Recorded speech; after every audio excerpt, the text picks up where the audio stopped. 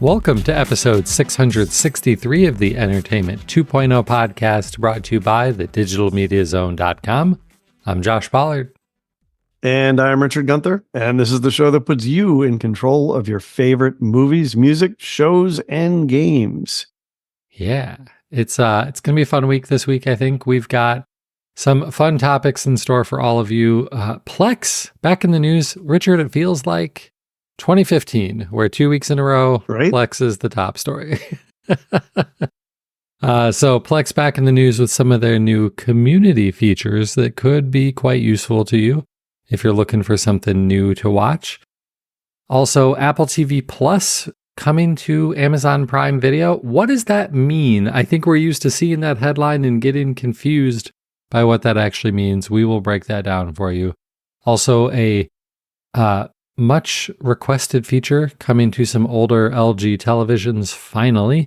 And Xbox looks poised to start allowing you to stream your own games from the cloud directly.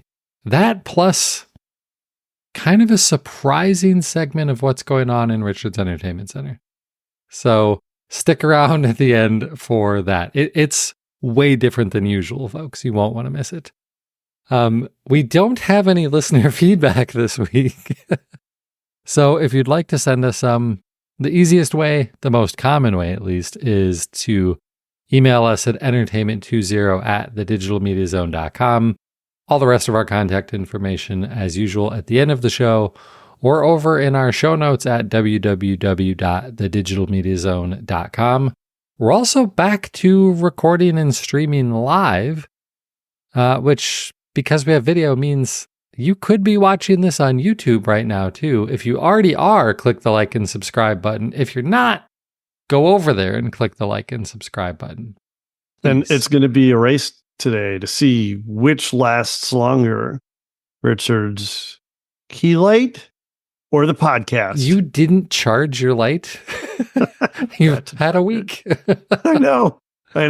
Oh boy. Well, then if you're not watching the video yet, you might want to tune in just to see if Richard suddenly is in the dark looking like zombie mode or something. I'm curious to see what that's going to look like. Now I kind of hope your light does die. Okay. With that, let's get into the news. So Plex, this article that we're linking to simply calls them a streamer. Like some of the broader tech media is now really just focusing on the fact that Plex has free ad-supported streaming television services, also called FAST. We call that FAST a lot. Ad-supported free live TV services. Yes, they have that, but that's not why most of our listeners use Plex. They mostly use it for their own personal media library collections, being able to watch your ripped shows and TVs and things like that, TV shows, movies, recording live TV if you are using the DVR capability. Well, they've started to go to make a bigger focus on their community features. This kind of started last year, really, with the ability to make a profile and be able to show your friends and family what you're listening to, what you're watching, things like that. Maybe you don't want your friends and family to know what you're watching. Regardless, you've got options either way. Well, this new feature kind of slots into that community functionality. And this time around, it is giving you the ability to submit your own reviews of shows and movies. So if you really liked, I don't know, The Fast and the Furious, you can go in and write how it was one of the most influential movies in your life. 5 stars, obviously. Right. It also means that you could see other people's ratings and reviews. But maybe you don't care what the rest of the world thinks. Maybe you only care about what the critics think of your reviews. So all of the critic reviews and ratings are still available. They're still there, powered by Rotten Tomatoes. And you can filter it to just show those. But hey, it'd be a whole lot more fun if you turn this into Yelp or Reddit and start looking at reviews from others. And to start, those others are people you know, because as they roll this feature out slowly, you'll only see reviews from people who are your friends in the Plex ecosystem or friends of your friends. So really trying to turn this into like a social media ecosystem of ratings and reviews. And I think that's a smart feature to add. You know, especially for the people who are maybe sharing Plex media servers, like giving people access to their friends and stuff like that. You probably care more about what some of your friends think about shows and movies because you've talked with them before and you know their general feelings on things. And maybe a new movie is out and they've seen it and you haven't. Here's your way to find out what they think about it. Because, I mean, are you going to call them on the phone like a barbarian? That's not going to happen. You can just look at their Plex review. That's clearly the correct answer, right? And this isn't just for movies and shows that are in that free ad supported television system. This also applies to things that are in your personal media library. There's a small caveat there that to enable that, you will need to enable the feature called Sync Watch State and Ratings feature. Now, this is probably something you want to enable anyway, because don't you want to sync the state of what movies and shows and stuff you've watched across all of your devices? Of course you do. So make sure that feature is enabled, and then you can write your own ratings and reviews for things in your own personal library. So I have questions. My first question is, was there already an option to synchronize the watch state? Because that exists already, right? The watch state, I just assumed synchronized automatically. I don't remember there being an option to enable it or disable it. I don't remember that being an option before. What I'm guessing is it's been an option for a long, long time, but it was enabled by default. Okay. Because why wouldn't you want that turned on? Right? Well, right. But it's also interesting that these are bundled. Like, I wonder if those now, if you want your watch state synchronized, then also it's going to synchronize your ratings. Now, the reason that you need that synchronized, I would assume, is because you're not going to be entering these reviews on your television. Yes, I know we have people out there who watch their television with a keyboard, John and others, not to call people out, because I did it myself and I just don't have the patience for that anymore. I think you used to have a keyboard when you were sporting Media Center in the day. And so when you're doing this, you're going to have to enter the reviews either like in your browser on your desktop or on your mobile device, right? So that's what needs to be kind of synchronized back to your account and across all your devices, and then presumably visible to your friends. Now, the other question that I have is that you said initially this is going to be visible to your friends and their friends, first and second degree friends. So what happens after initially? Do we know yet? I don't think that we do know yet. I imagine they're testing that out or trying to decide whether it makes sense to just make all of them public or to make that, like, I think ideally they're going to make this another option. Do you want to share these reviews publicly?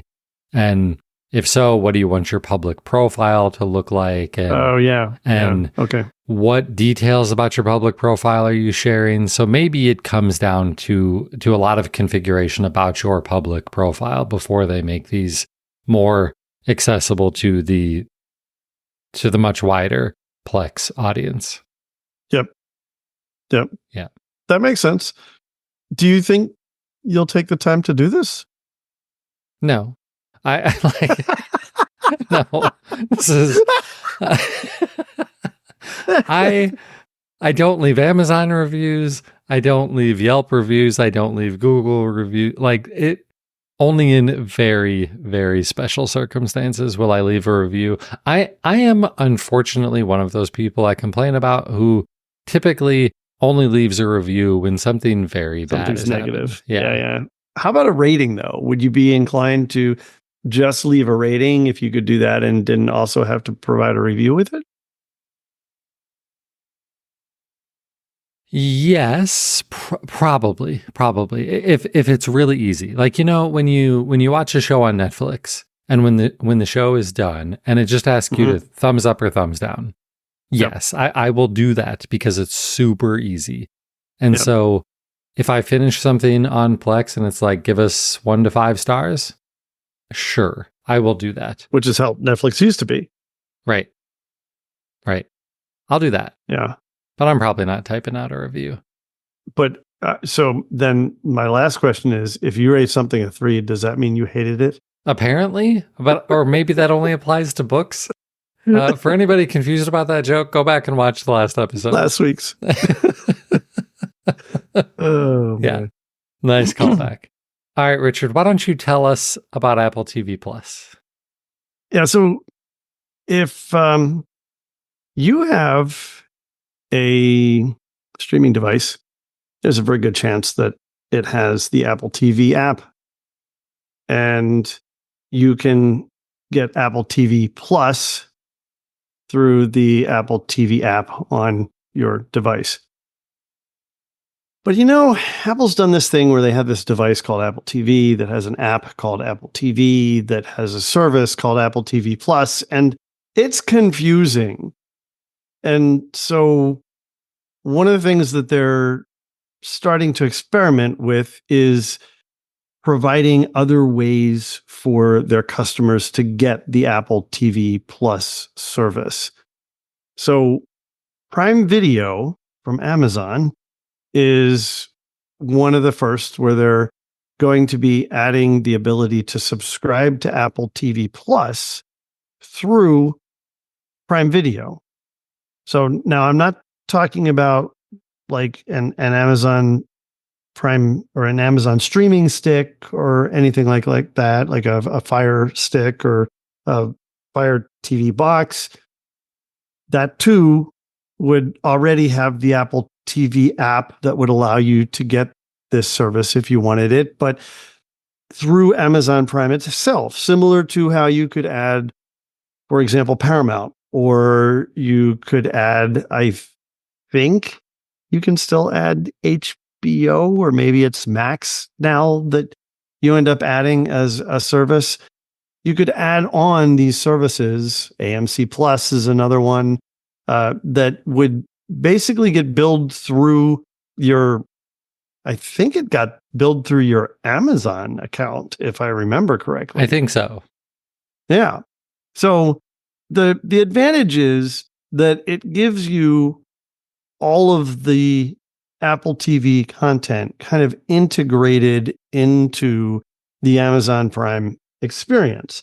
So if Amazon Prime is your home and you use that more than any other service and you want everything kind of in one place, this helps to do that. And so this also means that you'll see curated recommendations as a part of the Amazon stuff, and you'll probably have a strip that says Apple TV Plus in the Amazon Prime experience. So it's a nice way of just kind of pulling everything together. If you just don't want to use the app isn't going away. You can still download the Apple TV app and subscribe to Apple TV that way. That would be doing it through Apple. Whereas if you do it through Amazon Prime, you're adding it as an add-on to your Amazon Prime. It does cost the same. It's $10 a month, roughly. And that's the same as what it would cost if you were to just subscribe for it through the Apple TV app. So Amazon isn't adding anything extra to that, which is really kind of amazing considering that if you did it the other way around, that Apple probably would. But right. And when you consider that Apple is almost definitely giving Amazon a small cut of the subscription to enable this. Yeah, good point. Apple sort of loses money on this. Now they sort of gain money if they gain subscribers, of course. If they get subscribers, right. But, yeah, exactly. So it, in the long run, I think it's an interesting proposition. These types of services I've kind of played with before. This is how I had Showtime in my Apple TV experience. In the Apple TV app, I subscribed to the Showtime service, which gave me Showtime content in Apple TV. It's the same sort of thing, but in reverse. mm-hmm. It's now integrated into Amazon Prime. So gets more people in, gets them a little bit less money, but ultimately, hopefully, it's a net positive for everybody.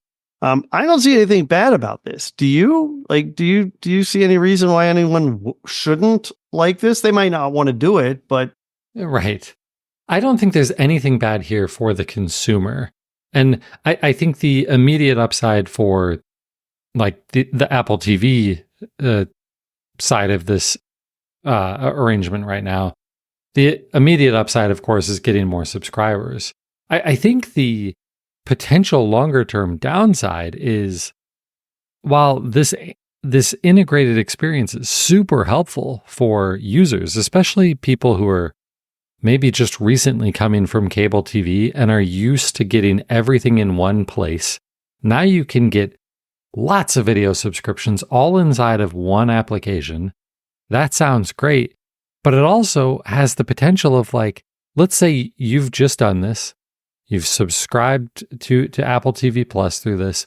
You started watching Ted Lasso and you start telling your friends, have you heard of this Ted Lasso show? It's awesome. No, I've never heard of this because they've been under a rock. And where do you watch it? Well, I watched it on Amazon Prime. Right. No, you don't. So right. It does make it harder for you to tell people where you're watching shows. That's the only real downside. But that's a pretty small one. Yeah, and I have not seen this experience. I don't have this experience, so I don't know what it looks like. I don't know how heavily or clearly branded it is. Now, with some of their other channels that they allow you to add, like AMC Plus, it would say pretty clearly that it was on AMC Plus, even though it was showing up in the in the Amazon Prime experience. So, maybe they'll do something to try and help clarify that. But I completely get what you're saying, because again, when I had Showtime stuff in Apple TV, it wasn't necessarily clear where it was pointing to the content. Now, that is a little bit more complicated because in the Apple TV experience, the Apple TV app isn't just Apple TV Plus, it's also a curator of content across different services, even though they're in different apps. Wow, this is so confusing. Right. And that's why we're here to help explain it to people. Yeah. Because my biggest concern is that when people see this headline, they think, oh, I have an Amazon Prime subscription. Now I'm getting Apple TV Plus for free. No, you're not. You're just going to be able to watch it inside of the service if you pay for it through Amazon. Yep. And if you have other add-ons from Amazon, one nice advantage is that this kind of puts them all on the same bill. You're basically consolidating your third-party services bills into one. Exactly. Yeah. All right. Well, for our last video-related story for the week, we're going to talk about LG.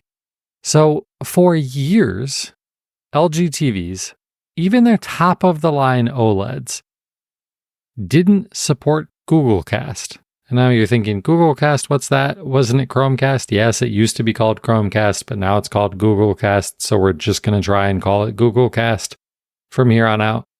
They don't support it. My I think my OLED is from 2022, does not have Chromecast or Google Cast built into it. I thought for sure it did. I turned my TV on today to show a ridiculous YouTube video to my daughter after work. And when I turned it on, the on 4K Pro device did not turn on for whatever reason. And I was like, well, who cares? Like, I'll just Chromecast this to the TV. And it wasn't in the list of devices that I could Chromecast to. So kind of odd timing for this story to show up. Well, that's starting to change. And it really started to change at the beginning of this year at CES when LG started announcing their 2024 lineup of TVs. They said, we're going to bring Google Cast to all of our TVs this year. So if you have a new one, you've already got it. But if you've got an older one, you still don't. Well, they are now starting to roll out a firmware update to at least 2023 TVs. So I'm still out of luck. You're still out of luck, Richard. That will add Google Cast support to your TV. It's really nice to have, and I think you should do it.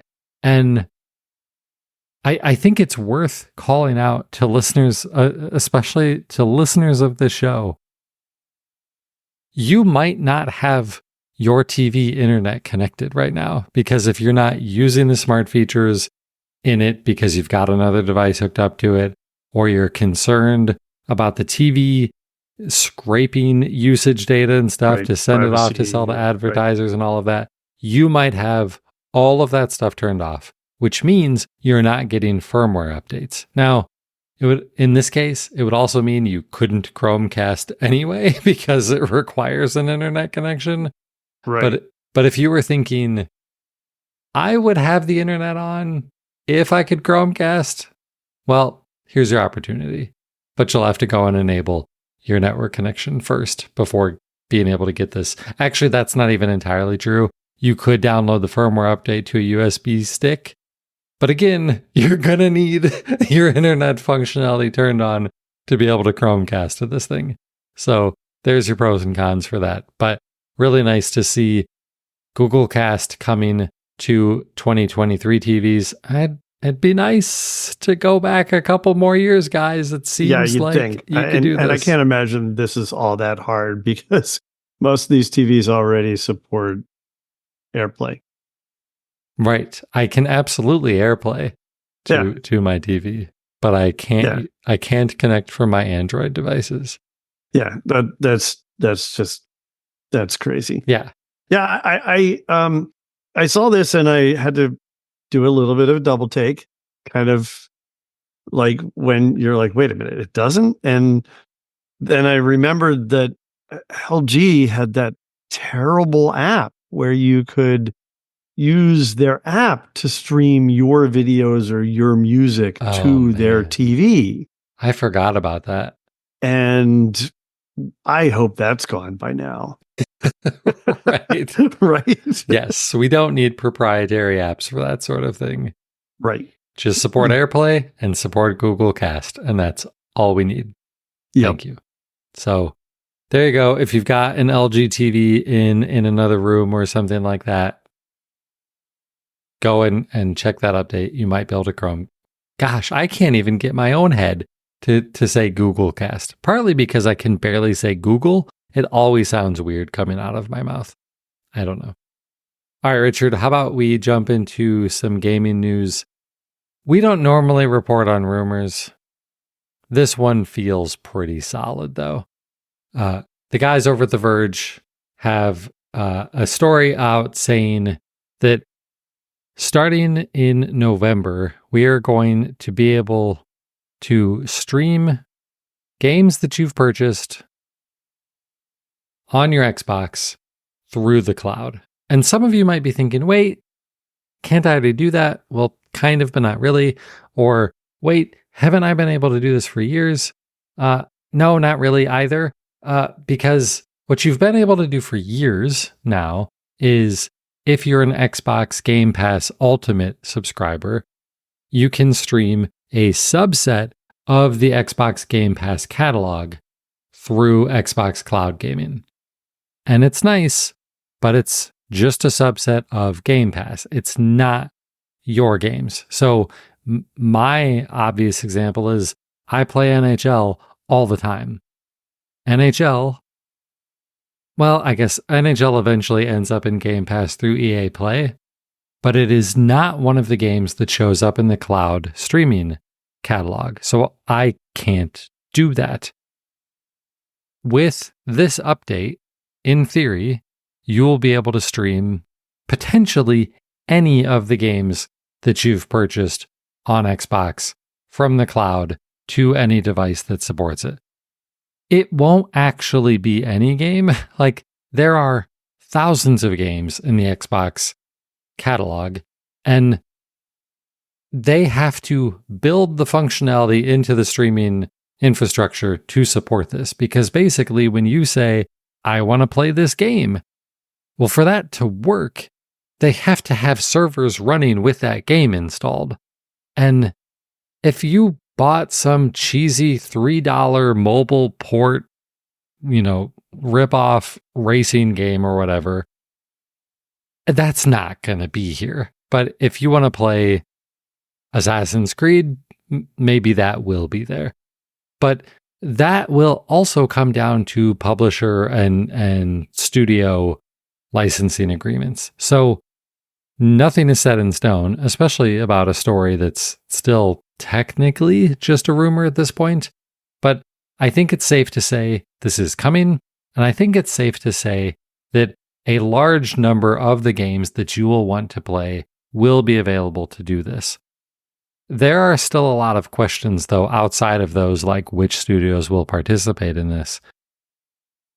Will it still require an Xbox Game Pass subscription? I think the answer to that is yes, because all of that infrastructure for streaming games costs a lot of money. So I think you're going to need to keep paying that $20 a month for Xbox Game Pass Ultimate if you want to be streaming your games through their cloud infrastructure. There's another option, though, that actually works with any game. Any game that you can play on your Xbox, if you have an Xbox, you can actually stream anywhere. If you have, at least on Android, I haven't checked iOS for this yet on my iPad, but on Android, in the Xbox app, you can remotely connect to your Xbox and play games. Any game, because it is basically like a remote desktop connection into your Xbox. Now, how well would that work? Well, it's entirely dependent on your home internet and things like that. I've not really done it that much. I can't give you a real overview of how well it works. I've done it from time to time to install games or check on things, or maybe just launch a game because of the Xbox rewards things that you get points just for playing a Game Pass game, which the definition of playing is really just launching. You don't have to actually play. Exactly. So I do that a lot. And honestly, even in my own house, the experience of just connecting to my Xbox and arrowing over to Forza Motorsport to launch it, sometimes it works well and sometimes it's terrible and sometimes it doesn't even connect at all. And I've got a good home Wi-Fi network. So that's an option.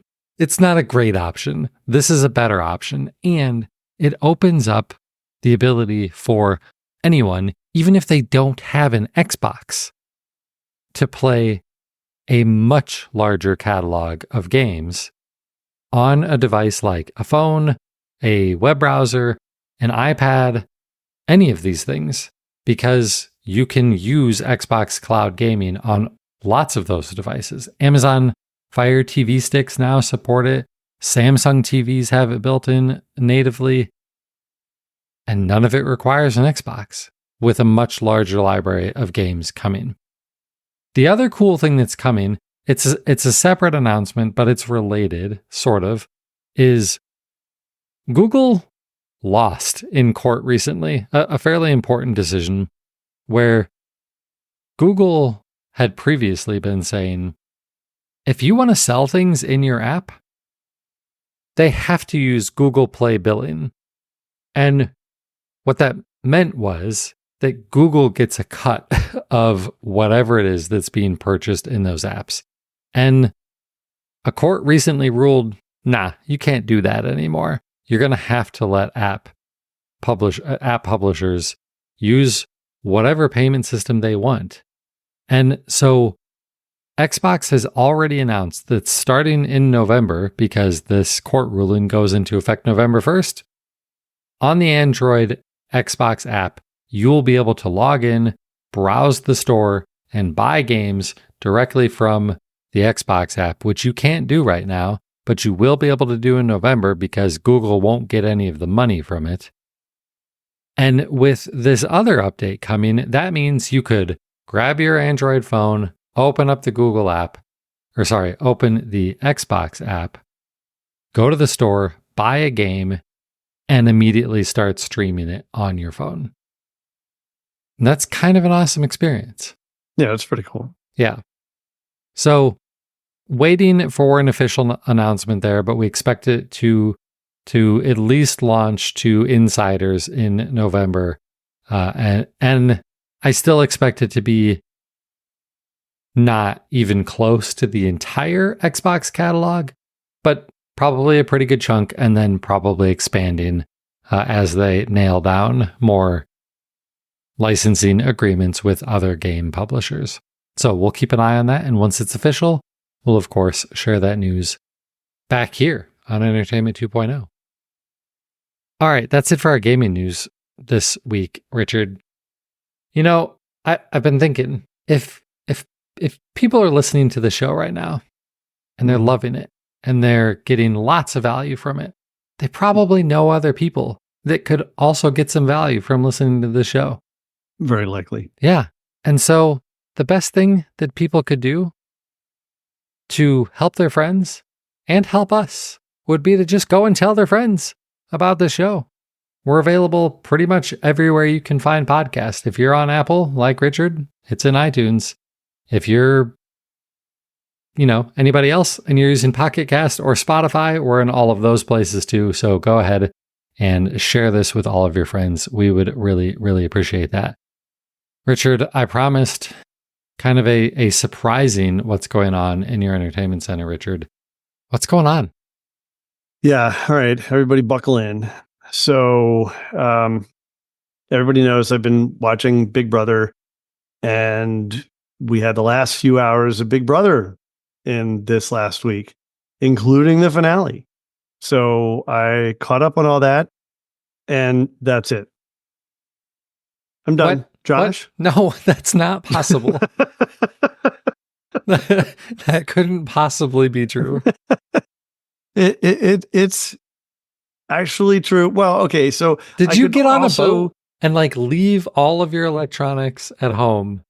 And then the boat just got stranded at sea for 6.5 days? There is no way this is all you've watched. But I'm still down at the rental property, and we had some guests last week, and we really have not been watching a lot of television. We've just been hanging out and catching up, and I've been working around the house. And so, I'm behind on podcasts, and I haven't started my next book yet. I do not have a whole lot of media time right now. So it has been bare bones, and I'm just, that one thing is what I was keeping up with. Now, I will say I watched some Saturday Night Live highlights on YouTube, but that's about it. Yeah, that barely counts. Right? Yeah. Right. Yeah. So, okay, Josh? Yeah, maybe for the first time ever, I've got more going on in my entertainment center than Richard. Definitely some gaming, a little bit of NHL. I'll stop talking about NHL soon, I guess. But also, yeah, for those of you listening on the audio podcast, Richard is laughing at me and shaking his head that at the idea of me stopping when it comes to talking about NHL 25. I didn't say I would stop playing. I'll just stop bringing it up as something that I'm doing because it's kind of a constant. What is newish is Diablo. I'm back to Diablo 4. The expansion came out, Vessel of Hatred. It's cool. There's a new player class, a bunch of new content.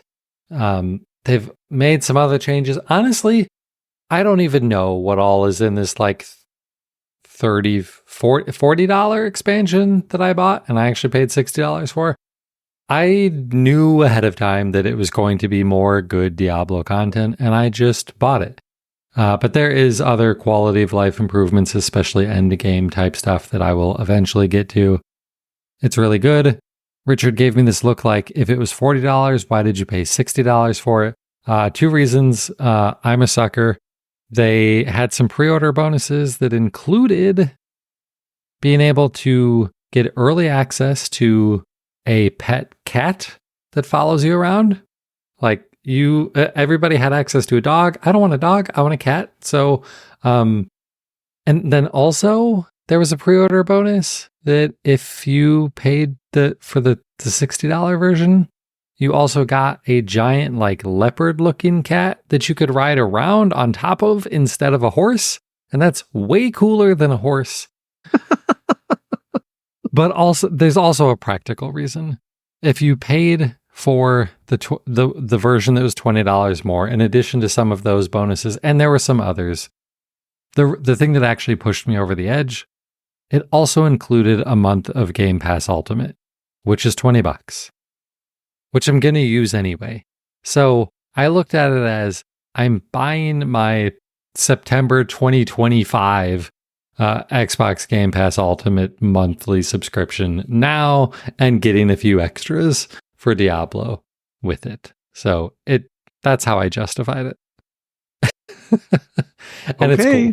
Yeah. Those are some expensive cats, I'm just saying. But they're free cats if you think about Game Pass Ultimate. They're not really, no. Kind of. Listen, let me live my cat life. Okay. I also watched a little bit more of that Amazon Prime Video show Face Off Inside the NHL.